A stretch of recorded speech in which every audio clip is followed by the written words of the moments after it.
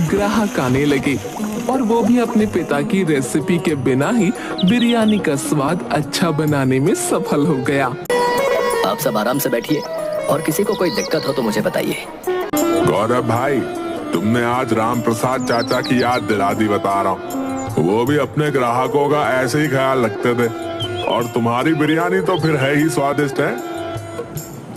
हाँ गौरव, तुम ही राम प्रसाद जी के असली बेटे हो, उनके सारे गुण तुम में हैं। गौरव ने मुस्कुराकर ग्राहकों का धन्यवाद दिया।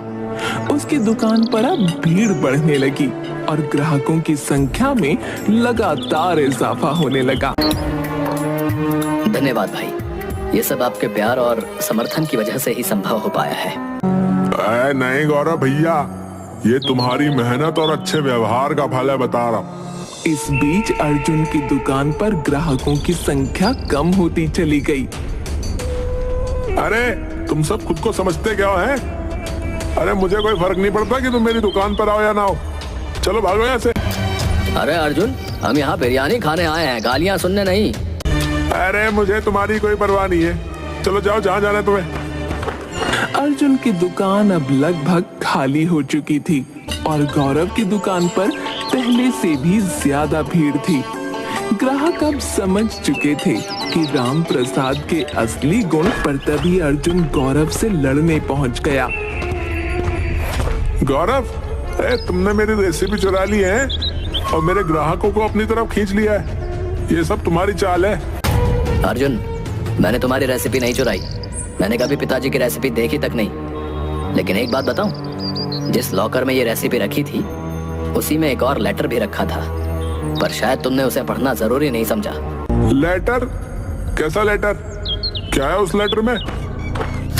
मुझे उम्मीद है कि तुम लोगों को ये खास बिरयानी की रेसिपी मिल गई होगी, पर सच्चाई ये है कि इस बिरयानी की रेसिपी में कुछ भी खास नहीं है।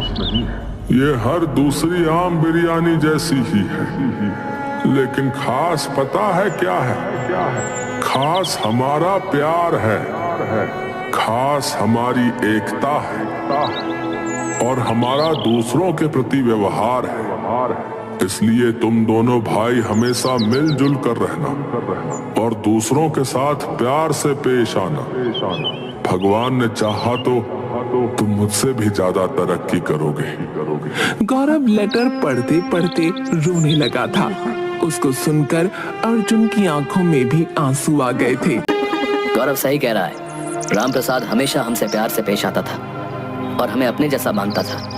हाँ अर्जुन, तुम्हारे पिताजी की असली रेसिपी प्यार और सम्मान थी। हे भगवान, अगर पिताजी मुझे कहीं से देख पा रहे होंगे तो वो कितना निराश होंगे।